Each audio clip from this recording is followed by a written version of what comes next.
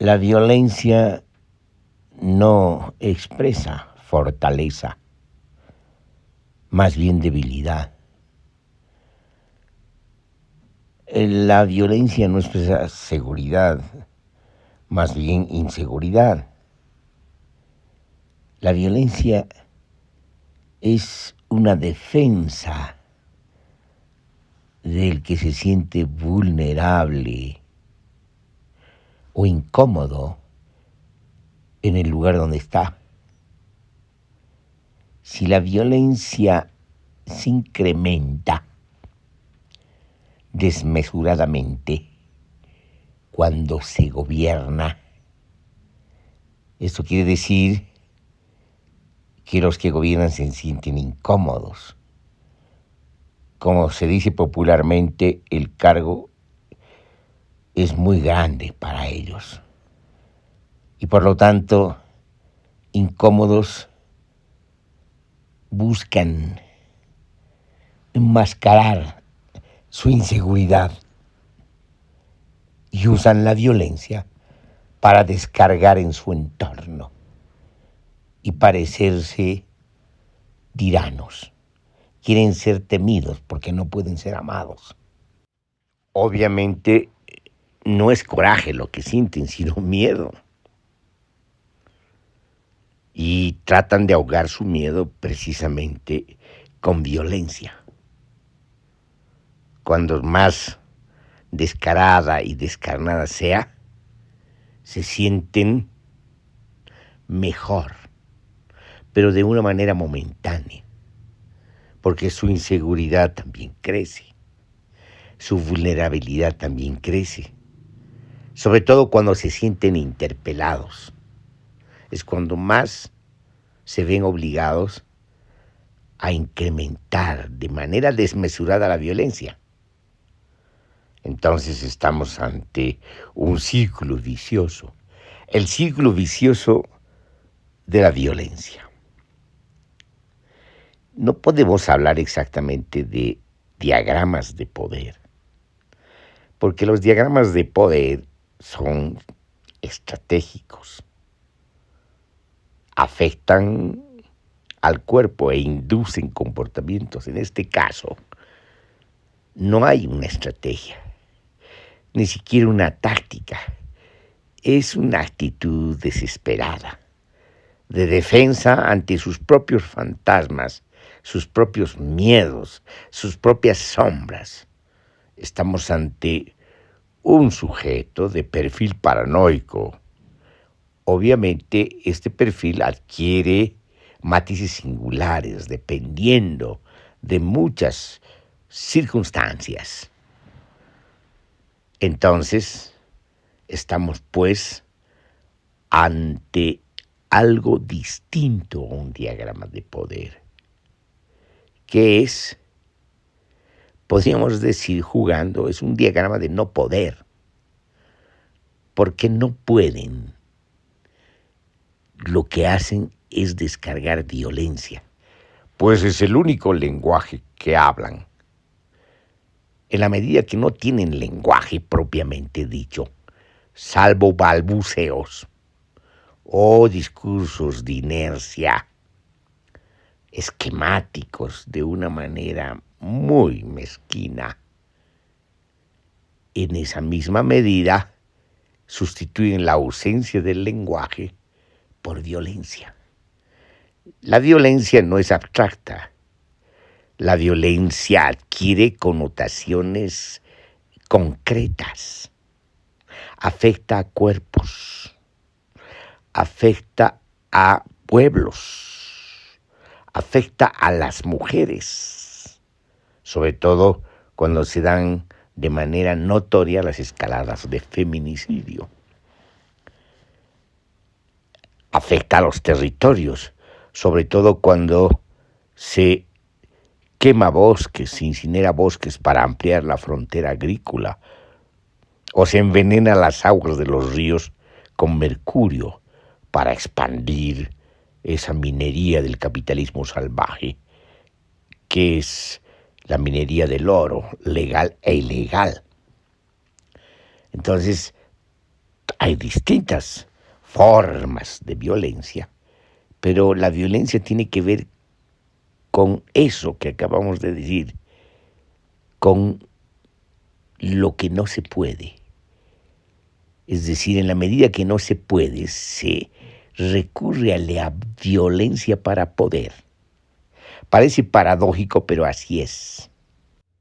Vamos a decir de esa manera, con esa certeza, puesto que estamos ante fenómenos paradójicos y extraños, de ocultamiento, de encubrimiento, de máscaras que esconden precisamente una profunda vulnerabilidad, profundos miedos soterrados, muy ligados a prejuicios, a complejos, a frustraciones acumuladas, a lo que hemos dicho siempre, a conciencias desdichadas, a sujetos desgarrados en contradicciones.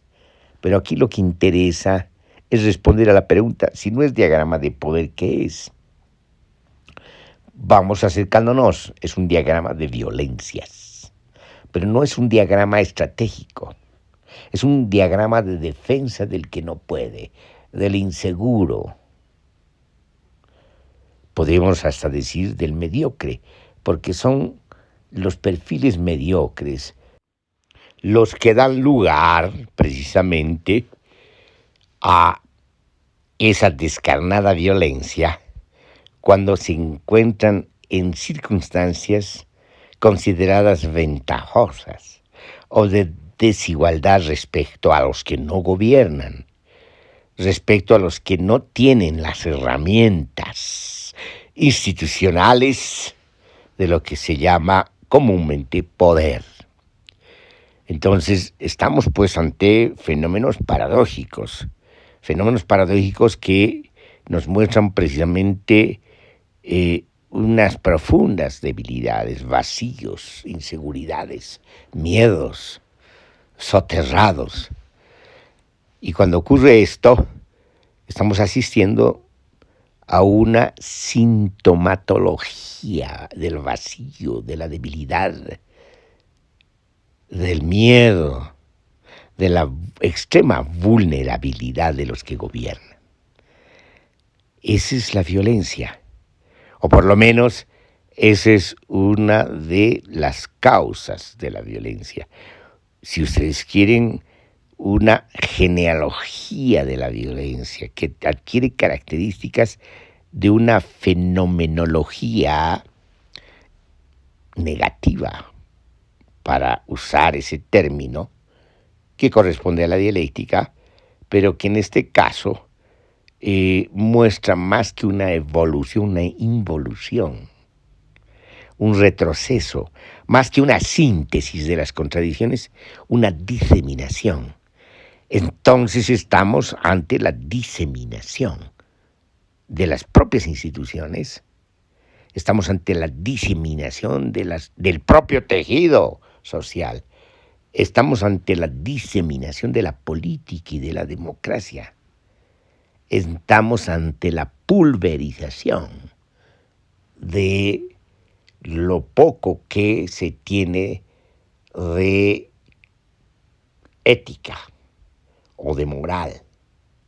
Entonces, estamos ante formas también singulares de la decadencia. No se crea que los que gobiernan son conscientes de lo que ocurre. Parece que no. Se enceguecen, no perciben, se encaracolan, usando ese término bárbaro, se encapsulan, viven en burbujas, sobre todo sostenidas por una masa elocuente de yuncos y sobre todo por entornos palaciegos. Entonces se alejan de la realidad, para decirlo de ese modo.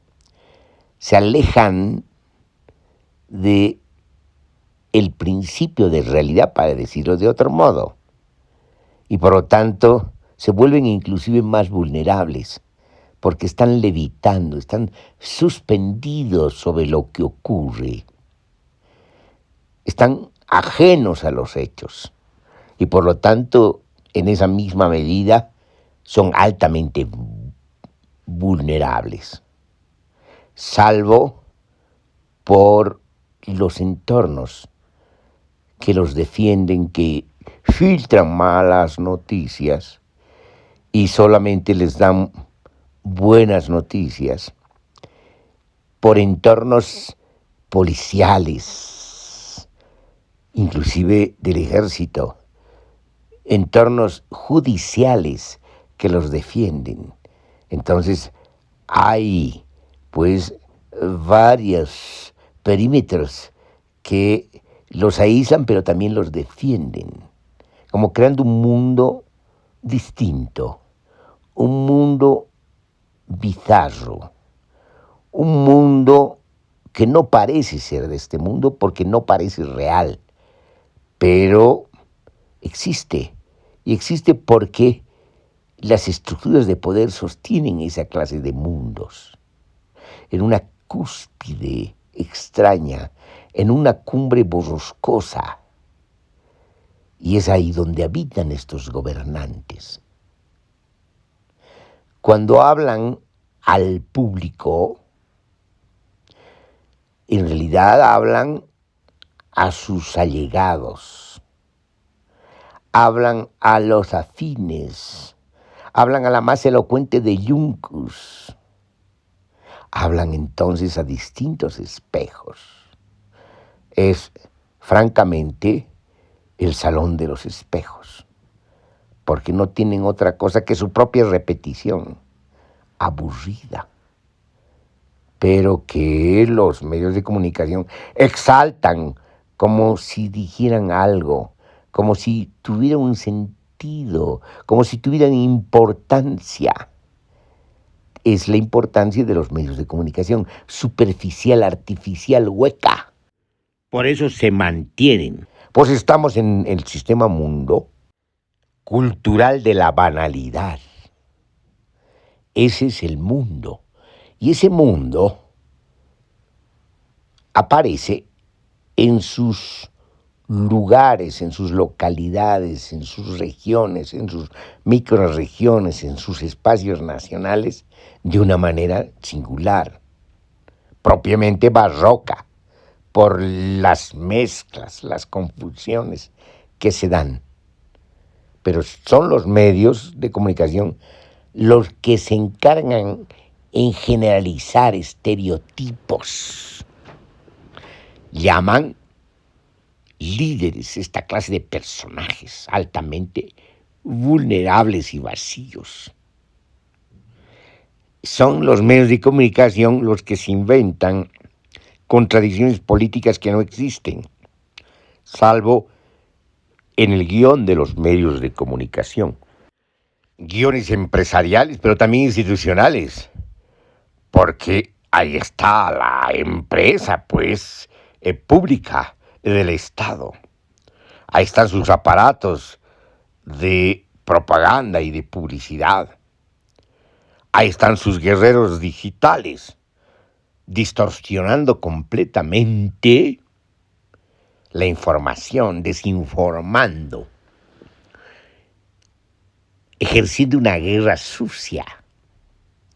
Entonces, estamos pues ante fenómenos alucinantes de perímetros que defienden precisamente un centro vacío, un hueco, un abismo que termina en la nada. Un abismo de mediocridad absoluta.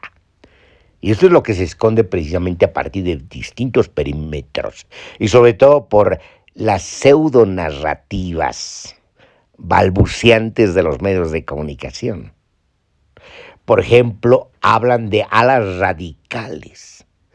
¿Qué de radicales pueden tener esas alas? ¿Y qué de alas tienen si no vuelan? Entonces, esas invenciones entre un ala no radical y un ala radical de un partido que no es partido, que ni siquiera es movimiento, sino es un conglomerado de mafias, para decirlo en términos más sencillos, entonces se adultera, pues, la información, se alejan de los hechos inventándose una balbuceante narrativa corta, esquemática, estereotipada y pobre. Entonces, estamos precisamente ante la ausencia misma de información y obviamente mucho más lejos de cualquier posibilidad de interpretación. En estas condiciones no se puede pues pedir periodismo de investigación. No hay esas condiciones, ni los empresarios de los medios de comunicación, ni los directores institucionales de la propaganda y la publicidad lo van a permitir. No tienen las condiciones para hacer periodismo de investigación, ni siquiera permitirlo. Tampoco tienen la gente para hacerlo, porque lo que tienen precisamente es otros como ellos mismos, incondicionales, gente no preparada, para decirlo también en el sentido común, no profesional, sino gente aduladora y salamera. Y por lo tanto, sin darse cuenta, estas fortalezas, estos perímetros empiezan a carcomerse, a implosionar, porque esta manera de defenderse con ese tipo de propaganda y publicidad cada vez más superficial no es precisamente una buena defensa, mucho menos ideológica. Tampoco es una defensa discursiva, porque no llega a ser un discurso coherente. Es espectáculo bullanguero, de feria, de farándula.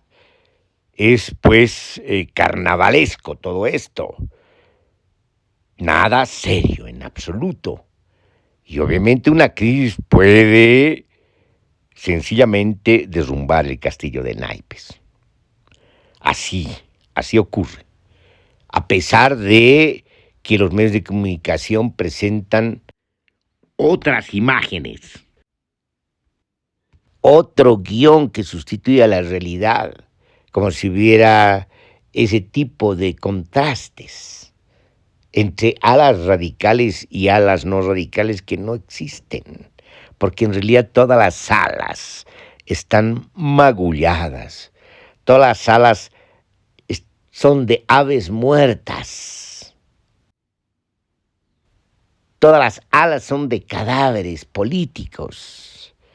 No hay contrastes, hay más de lo mismo, de la misma decadencia, de la misma putrefacción, porque se llega a eso, en la medida que todo esto está rodeado, como no circula el aire, como no hay una visibilidad transparente, por dentro todo se pudre y por lo tanto se empiezan a adquirir otro tipo de deformaciones, tanto en conductas como en comportamientos, tanto en los mismos perfiles de los políticos que gobiernan. Entonces, ¿qué es lo que hay? Lo que hay es pues terrorífico en el sentido de un humor negro o de un humor sin perspectivas, de un humor chabacano, para que termine todo esto en anécdota, porque en realidad es anecdótico.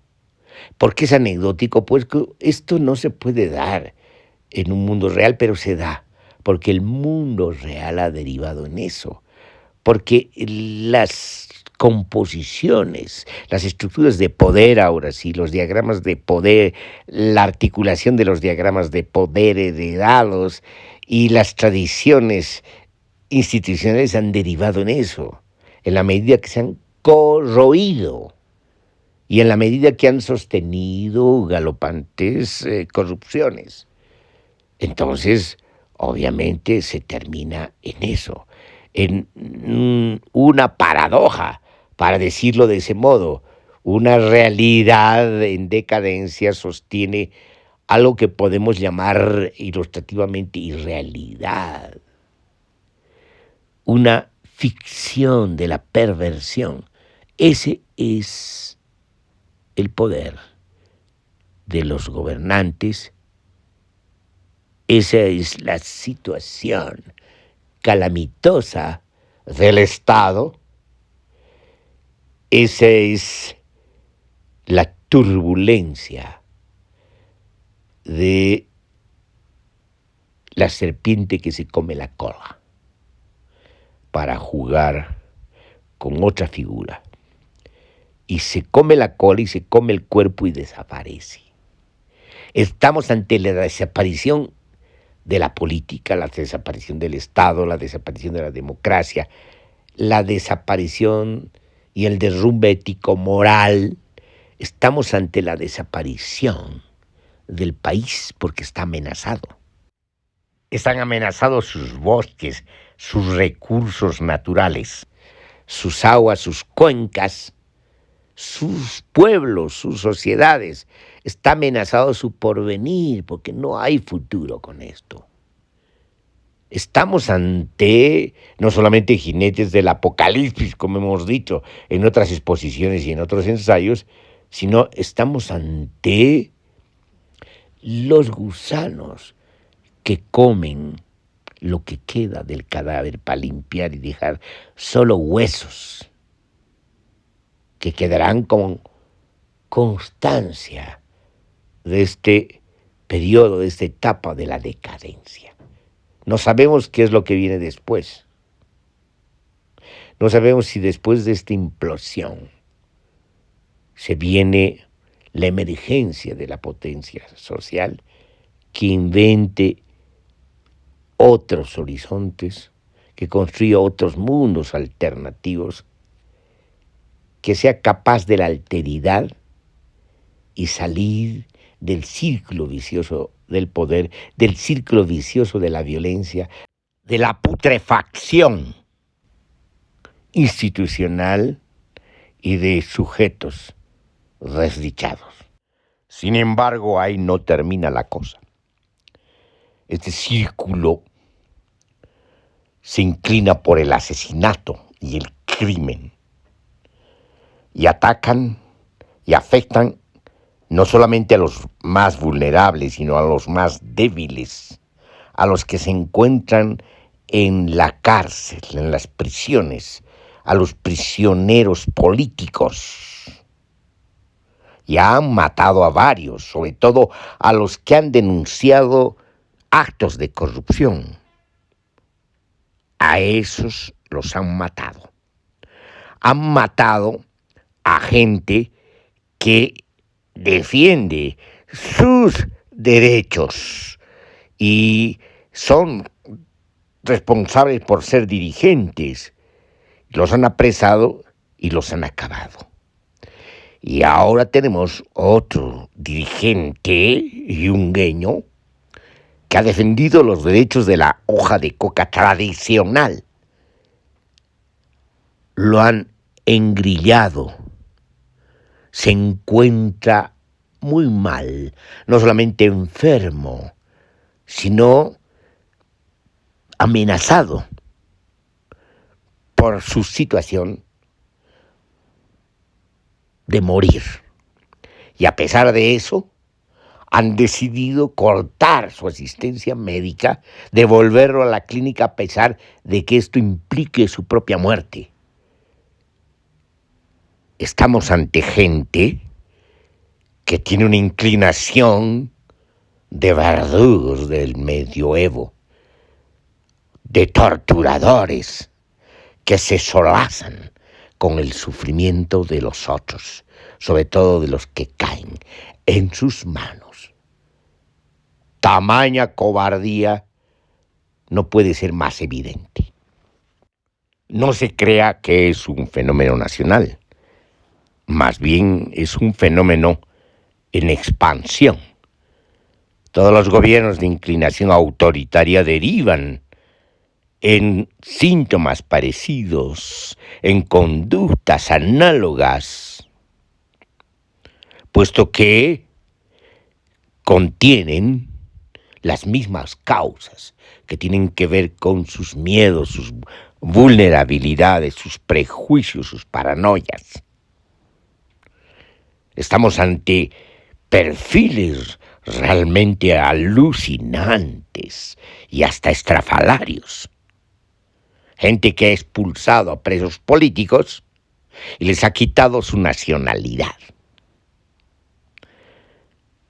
Gobernantes que han retrocedido a antes de la revolución de 1917 y han vuelto al anacronismo monstruoso de un zarismo estrafalariamente anacrónico. Entonces podemos decir que se trata de un fenómeno de alcance mundial, en plena decadencia de la civilización moderna, del sistema mundo capitalista. Y se da en todas las versiones, no solamente en la demagogia de una inexistente izquierda, sino también en la demagogia de una existente derecha extrema, como se ha dado en el país del norte del continente.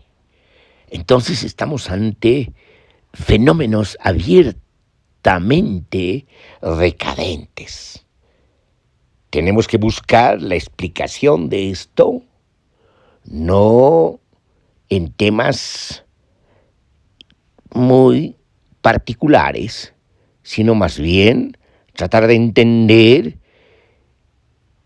la estructura misma del orden mundial y la marcha de las contradicciones, de las dominaciones a nivel mundial y la clausura del ciclo largo del capitalismo vigente y quizás de la genealogía de todos los ciclos del capitalismo. Para concluir, diremos lo que hemos dicho antes, remarcando. Hay un olvido de la rebelión, que es inaugural, que es el substrato de la misma crítica, de las mismas conquistas sociales, de el devenir revolución desde la rebelión. Cuando la revolución se institucionaliza, muere la revolución, porque se desentiende de su origen y contenido, que es la rebelión. Sepulta la rebelión, persigue a los y las rebeldes,